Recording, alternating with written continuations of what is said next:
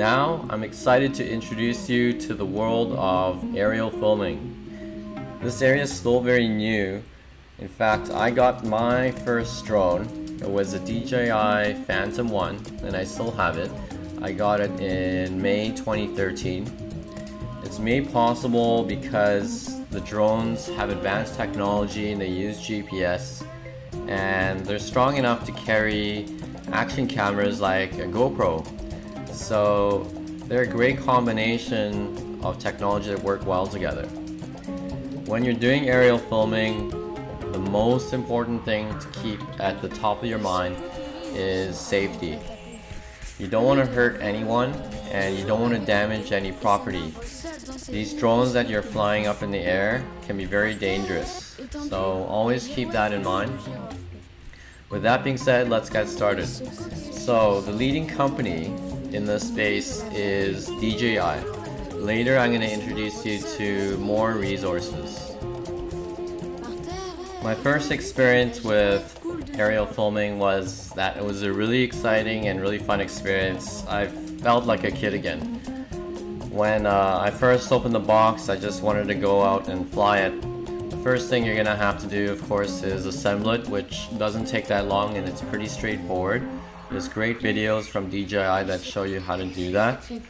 And then you're gonna need to charge your battery. It's really important that you charge the battery properly, or you can damage the battery and damage the charger, which you don't want, because the batteries don't last that long, and without the battery you can't fly. I recommend getting at least 2 batteries. The flying time for the drones vary from 5 minutes from the first model to about 20 minutes. When you first start, I recommend going to an open park area where there's not a lot of people. Perhaps go early in the morning where it's really quiet and you can just focus on flying. People tend to get really fascinated with the drone, especially little kids. Even dogs want to try and chase the drone and even put your drone in danger because they try to jump and bite it. So take the time to practice, read the instructions, watch some videos. The best way to learn is just to actually fly. Once you get the hang of it, try to master landing and seeing if you can take off several times without any problems. And then learn how to get comfortable with changing the height, the altitude of the drone, as well as the direction. Try not to get too crazy. What happened when I first started was that I got overconfident.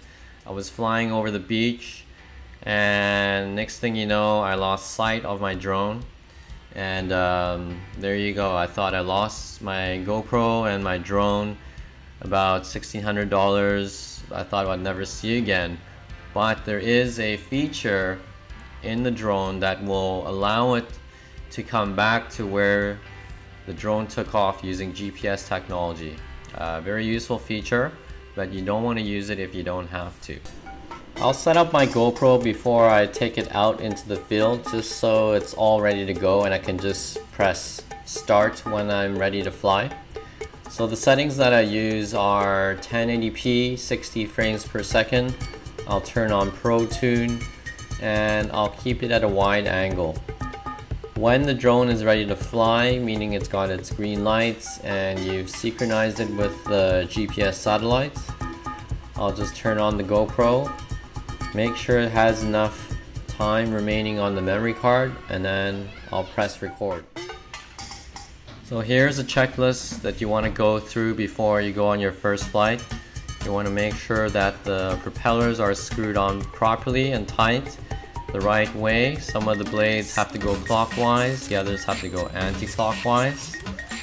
If you do upgrade your propellers, some of them don't have that clearly marked, so you want to make sure that you're clear on that before you take off. Otherwise, the drone is going to flip over when you try to take it off, based on my experience. Second thing, you want to make sure that your battery is fully charged. Best results, you want to do it the night before. You want to make sure when you're charging your battery that you plug it in properly and when you charge it, you want to make sure that you're getting a full green before you disconnect it. I'm going to provide you with a resource to charge your battery from DJI. You also want to make sure that you have your GoPro camera charged with a memory card that has space. You want to make sure that you've got your batteries for the GoPro. You also want to check the weather conditions. If it's too windy, I don't recommend taking the chance and flying. And the next thing, of course, which I've forgotten, is you need your remote control and a remote control with enough batteries. So once you've got all those things out of the way, you can head out and we can go off for our first flight. You can also use the GoPro to take photos in the air.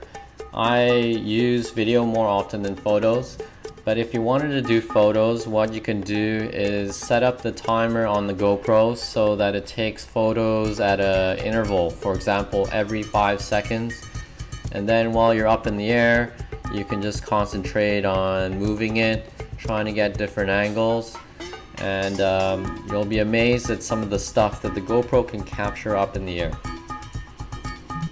This 2-axis gimbal can be tilted up and down from the remote control to control the angle of your pictures and your video. Because my setup doesn't have remote viewing, I'll set up the angle before I take off. The 70-degree angle is one of my favorites. I find that if you leave it at 90 degrees, sometimes the propellers will get in your footage. You can experiment with different angles. I've seen some cool footage with a straight down bird's eye view. So just be aware of how the gimbal can control the angle of your video and your photos.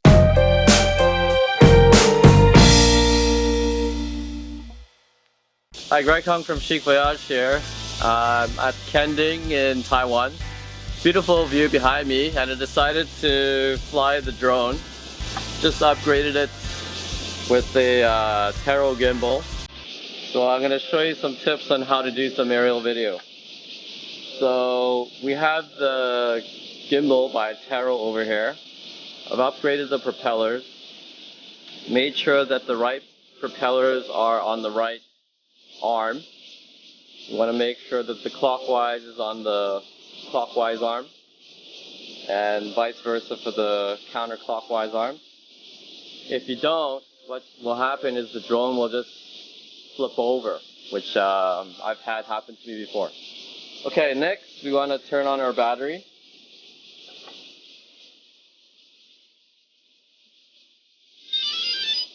Okay, after the battery's on, you're going to get your orange light. Then you turn on the remote control. And then you're going to want to make sure to calibrate the compass by flipping the right switch 10 times.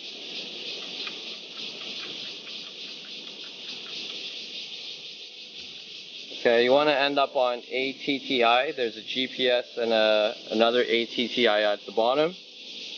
So once you've done that, you're going to get a solid yellow light, and then I'm going to hold it to a 360.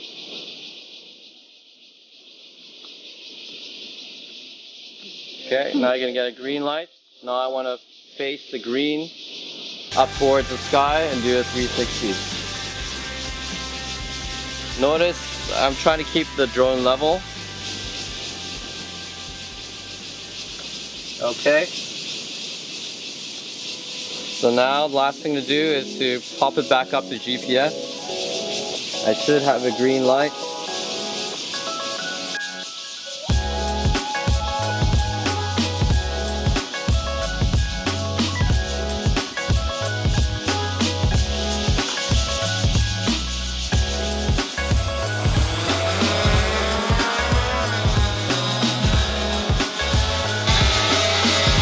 Okay, start the timer.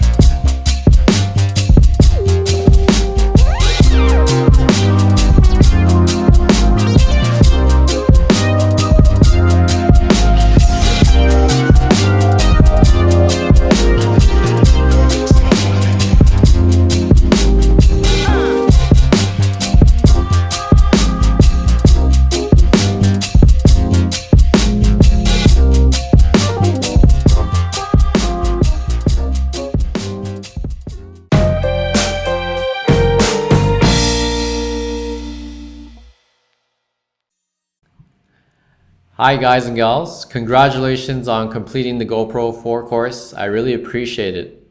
I try to pack a lot of my previous experience in creating courses to create something that's really high quality and interesting for this course. Let's start talking about the GoPro 4 camera. So GoPro 3, GoPro included 4K into the camera, but the frame rates were not usable. But the GoPro 4 has some usable frame rates. When you open the GoPro and you take it out of the box, you have to update it to version 2 to unlock a lot of the features. That being said, I actually struggled quite a bit to get it up to the newer version. So I actually created a lesson that I hope helps you get past that hurdle. Once you do update it, the next step I recommend is to get familiar with the camera and to install the app on your smartphone, so then you can control the camera using the app. That makes your life a whole lot easier. And then you'll see that GoPro's packed a lot of features on the photo side as well as the video side that allows you to make a lot of choices. So that's good and bad. So I hope some of the lessons and the field tests that we did help you make some of those choices and allow you to get some ideas on how to use the camera to help you with your videos. The weaknesses of the GoPro have always been performance in low light and the batteries. Sorry to say that the batteries are still not very good. They only last about an hour.